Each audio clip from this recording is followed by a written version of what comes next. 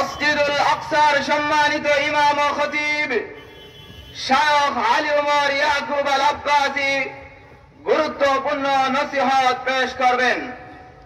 أيها الضيوف الكرام، الآن يلقي إلينا خطبة مهمة الضيف المبجل فضيلة الشيخ علي عمر يعقوب العباسي حفظه الله ورعاه، فنلتمس من فضيلته أن يتفضل علينا بتوجيهاته القيمة، فليتفضل مشكورا. بسم الله، الحمد لله، والصلاة والسلام على سيدنا رسول الله وعلى آله وصحبه ومن اتبع هداه.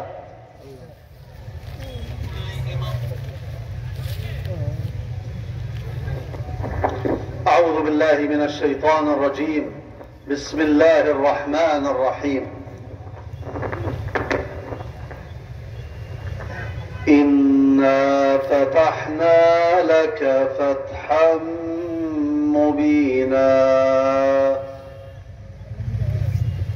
ليغفر لك الله ما تقدم من ذنبك وما تأخر ويتم نعمته عليك ويهديك صراطا مستقيما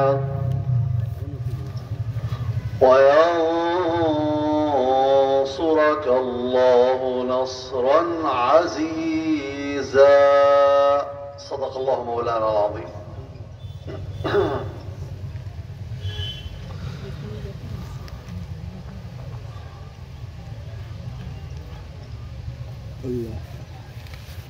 لما أنا أجتمع بالمسلمين في بنغلاديش وفي سائر بلاد الأرض،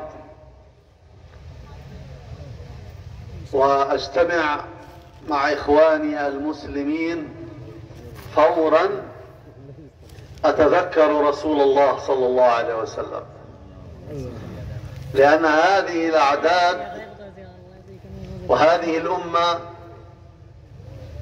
التي بارك الله فيها والتي هي الآن حتى الآن قرابة 2 بليون مسلم،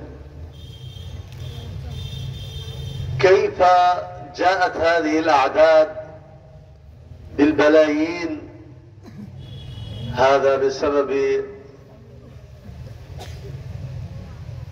نصرة الله لدعوة رسول الله صلى الله عليه وسلم.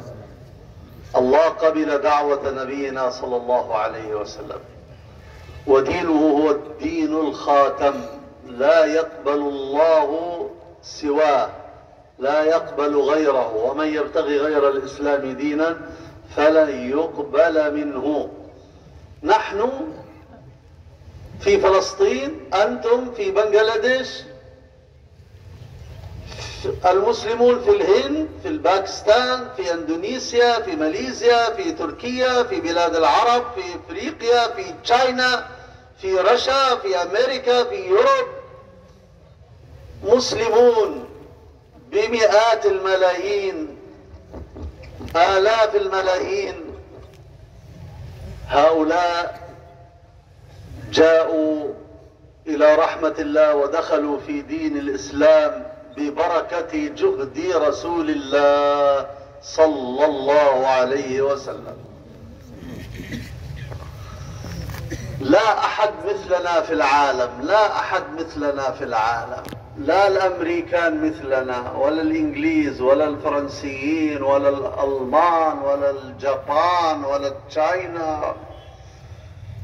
لا أحد أغنى من المسلم، لا أحد أغنى من المسلم. عندنا ثروة ليست عند أي أحد. ثروتنا الحقيقية هي الجنة. الله أعطانا الجنة، ليس فقط في الآخرة بل كذلك جنة الدنيا. الذين آمنوا وتطمئن قلوبهم بذكر الله ألا بذكر الله ألا بذكر الله تطمئن القلوب. لا يوجد قلوب مطمئنة في العالم إلا قلوب المسلمين، لأنها مع الله، لأن فيها التوحيد الخالص المتمثل بالكلمة الطيبة لا إله إلا الله. لا إله إلا الله محمد رسول الله، عليها نحيا وعليها نموت وعليها نبعث إن شاء الله آمنين مطمئنين فرحين مستبشرين مع الذين أنعم الله عليهم من النبيين والصديقين والشهداء والصالحين وحسن أولئك رفيقا.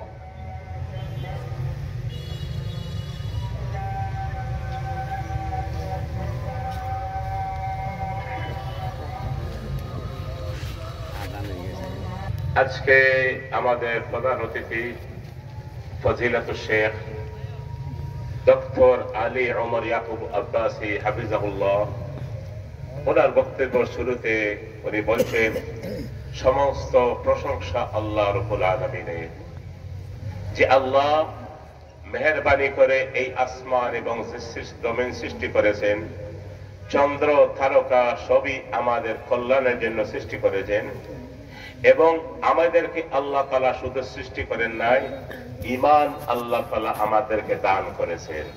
সুবহানাল্লাহ, বলেন আমিন। অতঃপর হযরত বলছেন, আমি সালাত এবং সালাম পেশ করছি আমাদের প্রিয় নবী রাসূল করিম সাল্লাল্লাহু আলাইহি ওয়াসাল্লামের উপর, যাকে আল্লাহ তাআলা মানব সভ্যতার হেদায়েতের জন্য এই পৃথিবীতে সৃষ্টি করেছেন। অতঃপর উনি কোরআন শরীফের আয়াত তিলাওয়াত করেছেন, ইন্না ফাতাহনা লাকা ফাতহাম মুবিনা। উনি বলতেছেন আল্লাহ রব্বুল ইজ্জতের যখন বিজয়ের দরজা আমাদের জন্য খুলে দিলেন।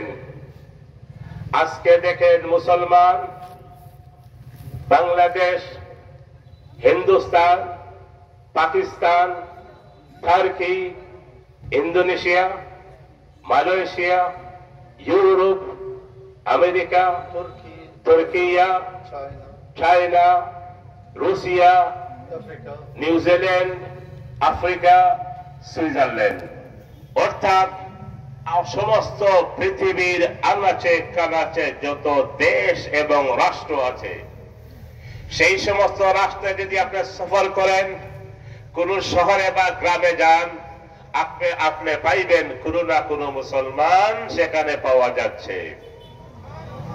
বিশেষ করে ইংল্যান্ড, আমেরিকায় যান যদি, কোন ছোট গ্রাম থেকে গ্রাম, শহর থেকে শহর একটা মসজিদ পাইবেনই পাইবেন। বলেন সুবহানাল্লাহ।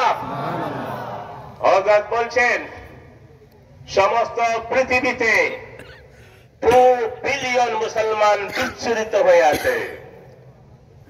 10 লক্ষ 1 মিলিয়ন হয়। 10 লাখে কিটা 1 মিলিয়ন, 1000 মিলিয়নে 1 বিলিয়ন হয়, অর্থাৎ 2000 মিলিয়ন মুসলমান বর্তমানে পৃথিবীতে আছে। ওদের বলছেন একটু চিন্তা করে দেখেন, এই যে 2 বিলিয়ন মুসলমান পৃথিবীর আনাচে কানাচে আছে, এই মুসলমান আসলো কই থেকে? আমাদের প্রিয় নবী ওহী পাওয়ার পর তিনি দাওয়াত শুরু করেছিলেন, অন্যদিকে আল্লাহ রাব্বুল ইজ্জত নসরতের বিজয়ের দরজা আল্লাহ খুলে দিয়েছেন। সেই বিজয়ের দরজা খুলে দেওয়ার কারণে আস্থা পৃথিবীতে মুসলমান যেখানে যাবেন সেখানে মসজিদ পাবেন, মাদ্রাসা পাবেন, আলেম পাবেন, মুসলমান পাবেন। হযরত বলছেন শুধু তাই নয়, আপনি যদি ইসলামে দীনা, আপনি যদি ইসলাম ছাড়া অন্য কোন ধর্ম আল্লাহ তাআলা রাখেন নাই, আপনি যদি আল্লাহর হেদায়েত পাইতে চান, মৃত্যুর পর জান্নাতে যাইতে চান, তাহলে আর কোন পথ আল্লাহ তাআলা খোলা রাখেন নাই। একমাত্র পথ কোনটি? ইসলাম। এই ইসলামের পথে আসতে হবে, এই ইসলামের পথে চলতে হবে। আমাদের নবী যেভাবে অতুলনীয় ছিলেন, আমার নবীর যেভাবে কম্পেয়ার কেউ সাথে হয় না, ঠিক সেইভাবে ইসলামকে আল্লাহ তাআলা এমন ভাবে সাজাইয়ে দিয়েছেন, এই ইসলামের উপর দুনিয়ার আর কোন ধর্ম বা রিলিজন নাই। হযরত বলছেন এই ইসলামটাকে আল্লাহ তাআলা আমাদেরকে তার রহমত আর বরকত দ্বারা দান করেছেন। By the Allah's blessing and mercy, আল্লাহ অত্যন্ত মেহেরবানিতে এই ইসলামটা আমরা পেয়েছি। সবাই বলেন আলহামদুলিল্লাহ, আলহামদুলিল্লাহ, জোরে বলেন আলহামদুলিল্লাহ। এই ইসলামটা পেয়েছি কার কারণে? মুহাম্মদ রাসূলুল্লাহ ইসলামকে নিয়ে এসেছিলেন এবং উনি তার জীবনের সর্বকিছু দিয়ে ইসলামকে প্রতিষ্ঠা করে দিয়েছেন। তার জন্য আমরা আজকে ইসলাম পেয়েছি। হযরত বলছেন, ভাইরা আমার, এই দুনিয়াতে যদি আসল শান্তি চাও, এই দুনিয়াতে যদি আসল কল্যাণ চাও, এই দুনিয়ার কল্যাণ কোনো বিষয় না। এই দুনিয়াতে আপনার যা কিছু আছে সবকিছু একদিন ছেড়ে চলে যেতে হবে। আসল যদি শান্তি চাও, আসল যদি কল্যাণ চাও, দুনিয়া এবং আখিরাতে যদি কল্যাণ চাও, তাহলে বেহেশতে যাওয়া সবচাইতে কল্যাণকর। এই world is nothing, this wealth is nothing. এই দুনিয়া যা কিছু আছে কোনো কিছু না। কথা বলছেন, আল্লাহ বিযিকরিল্লাহি তাতমাইন্নুল কুলুব। মনে রেখো, আল্লাহর জিকিরে আল্লাহ তোমাদের অন্তর, দুনিয়া এবং আখিরাতে শান্তি রেখেছেন। কোথায় শান্তি রেখেছেন?